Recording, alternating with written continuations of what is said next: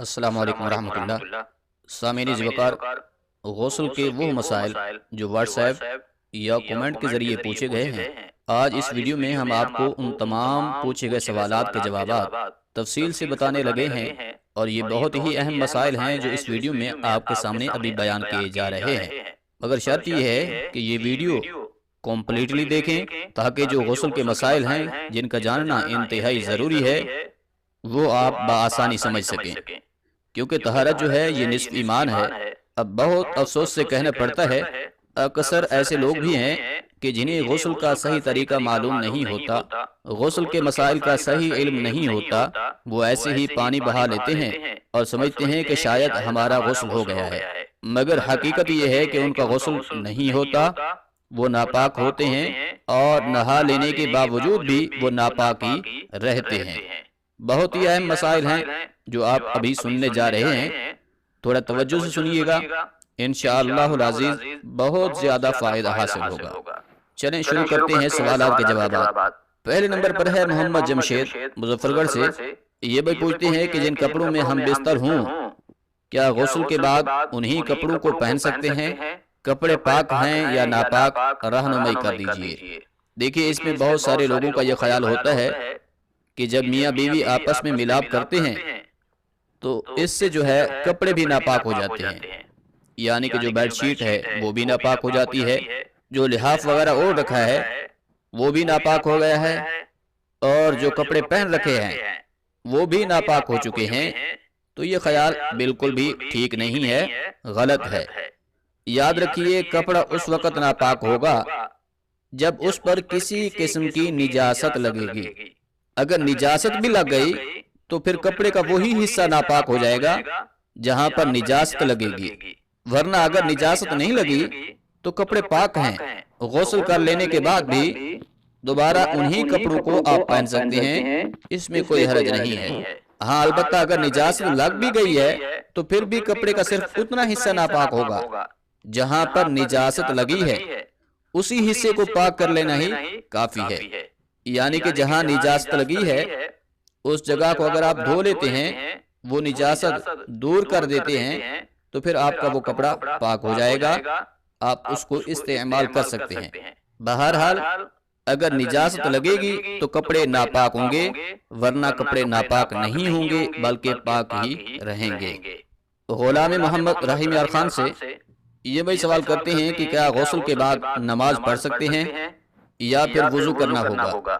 یعنی کہ بھائی کے پوچھنے کا مقصد یہ ہے کہ غسل کرنے کے ساتھ وضو ہو جاتا ہے اور اسی غسل کے وضو کے ساتھ نماز پڑھ سکتے ہیں، یا پھر غسل کے بعد نماز کے لیے نیا وضو کرنا پڑے گا؟ دیکھیے، غسل میں جو چیزیں فرض ہیں وہ ہے پہلے نمبر پر کلی کرنا، دوسرا فرض ہے ناک کی نرم ہڈی تک پانی پہنچانا، تیسرا فرض ہے پورے بدن پر اس طرح سے پانی بہانا کہ جسم کا کوئی بھی حصہ ایک بال کے برابر بھی خشک نہ رہے۔ اب جب آپ نے ان تین فرائض کو اچھے طریقے سے ادا کر لیا ہے تو وضو میں جن اعضاء کا دھونا فرض ہے وہ اعضاء بھی آٹومیٹکلی غسل میں دھل جاتے ہیں۔ یعنی کہ جب آپ نے غسل کیا تو اس وقت کلی بھی کی، ناک میں پانی بھی ڈالا، پورے بدن پر پانی بھی بہا لیا، تو اس میں جو وضو کے فرائض ہیں وہ بھی ادا ہو گئے ہیں۔ اب وضو میں کیا چیزیں فرض ہیں؟ چہرہ دھونا ہے، بازو دھونے ہیں، سر کا مسح کرنا ہے، اور دونوں پاؤں ٹخنوں سمیت دھونے ہیں۔ تو جب آپ غسل کر رہے ہیں تو آپ کے وضو والے اعضاء بھی دھل گئے ہیں۔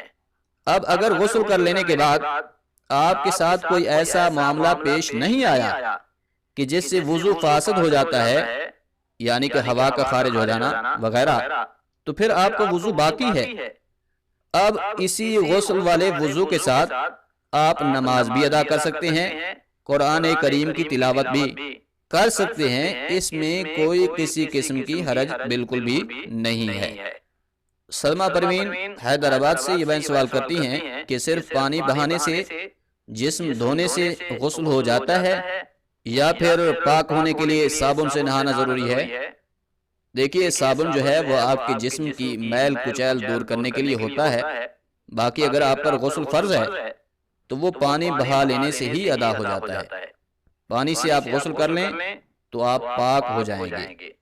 ہاں اگر کہیں نجاست لگی ہے، سمیل آ رہی ہے، تو پھر اس کے لیے صابن وغیرہ کا استعمال کرنا بہتر ہوگا، ورنہ صرف پانی سے ہی غسل درست ہو جاتا ہے۔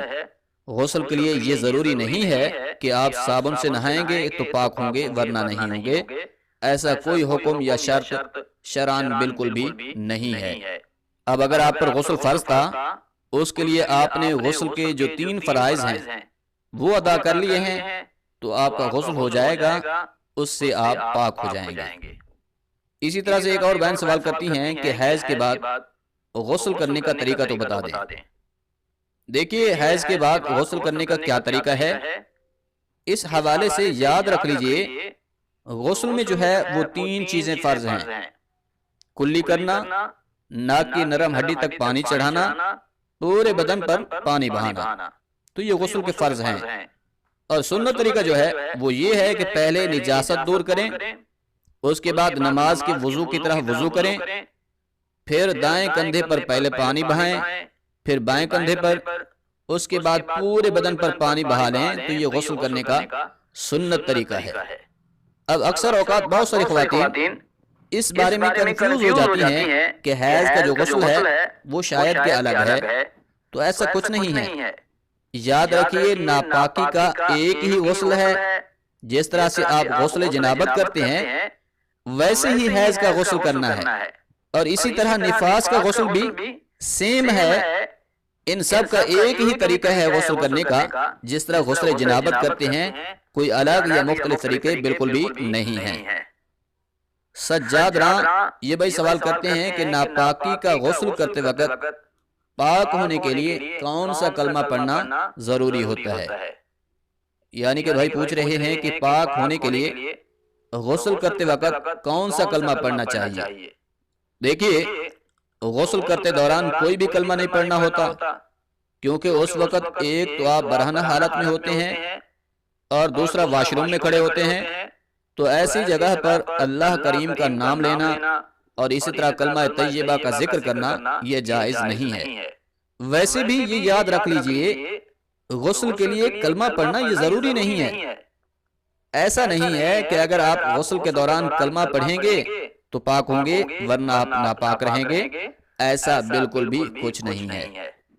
بلکہ جب آپ پر غسل فرض ہوا، آپ نے پانی سے غسل کر لیا، تو بس اب آپ پھر پاک ہو گئے ہیں، یعنی کہ پانی سے ہی پاکی حاصل ہوتی ہے، نہ کہ کسی کلمہ کا ذکر کرنے سے۔ تو کلمہ طیبہ بالکل بھی غسل کے دوران نہیں پڑھنا۔ بہت سارے لوگ یہ غلطی کرتے ہیں کہ غسل خانے میں کھڑے ہو کر بلند آواز سے کبھی کچھ پڑھ رہے ہوتے ہیں، کبھی کچھ پڑھ رہے ہوتے ہیں، اور وہ یہ سمجھتے ہیں کہ یہ پڑھیں گے تو پاک ہوں گے ورنہ نہیں ہوں گے، تو یہ ایک بہت بڑی غلطی ہے۔ اس کے لیے آپ اپنی بھی اصلاح کر لیں اور اپنے دوست احباب کو بھی اس بارے میں ضرور آگاہ کریں تاکہ وہ بھی اس غلطی سے بچ سکیں۔ محمد حمزہ یہ بھائی پوچھتے ہیں کہ اگر غسل سے پہلے وضو نہیں کیا، ڈائریکٹ شاور کے نیچے کھڑے ہو کر پانی بہا لیا، تو کیا غسل ہو جائے گا؟ تو دیکھیں اس طرح سے بھی غسل بالکل درست ہو جائے گا، کیونکہ غسل سے پہلے وضو کرنا یہ سنت ہے، فرض یا واجب نہیں ہے۔ اب اگر آپ ڈائریکٹ شاور کے نیچے کھڑے ہو گئے ہیں، کلی بھی کر لی ہے، ناک میں پانی بھی چڑھا لیا ہے اور پورے بدن پر پانی بہا لیا، تب بھی آپ کا غسل ہو جائے گا۔ اس سے آپ کو طہارت حاصل ہو جائے گی۔ ہاں البتہ یہ ضرور ہے کہ غسل سے پہلے وضو کرنا یہ مسنون عمل ہے، اس کی اتباع کریں گے، سنت پر عمل کریں گے تو اس کی بہت زیادہ برکتیں نصیب ہوں گی۔ غلام عباس یہ بھائی سوال کرتے ہیں کہ اگر غسل کے دوران سطر کھلا ہو تو کیا پھر بھی وضو ہو جائے گا اور اس سے نماز پڑھ سکتے ہیں؟ تو جی ہاں اس طرح سے بھی وضو ہو جائے گا۔ اس حوالے سے بھی اکثر لوگ یہ سمجھتے ہیں کہ اگر سطر کھل گیا ہے تو اس سے وضو فاسد ہو جاتا ہے، تو یہ تصور بھی بالکل ہی غلط ہے۔ سطر کھلنے سے وضو میں کوئی فرق نہیں پڑتا، لہٰذا اگر آپ نے سارے کپڑے اتار کر غسل کیا ہے تو بھی آپ کا وضو ہو جائے گا، آپ اسی وضو کے ساتھ نماز پڑھ سکتے ہیں قرآن کریم کی تلاوت کر سکتے ہیں۔ آپ کے وضو میں کوئی فرق نہیں ہے، آپ کا وضو بالکل درست ہے اور اس کے ساتھ جو بھی عبادت کرنا چاہیں کر سکتے ہیں۔ تو سامعین ذی وقار، یہ وہ سوالات تھے جو آپ لوگوں نے واٹس ایپ پر میسج کے ذریعے یا کومنٹ کے ذریعے پوچھے ہیں۔ ان میں سے چند ایک وہ سوالات کہ جن کا بتانا انتہائی ضروری تھا وہ آپ کے سامنے بیان کر دیے ہیں۔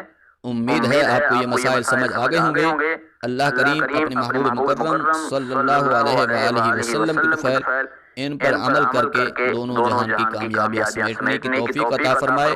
آمین۔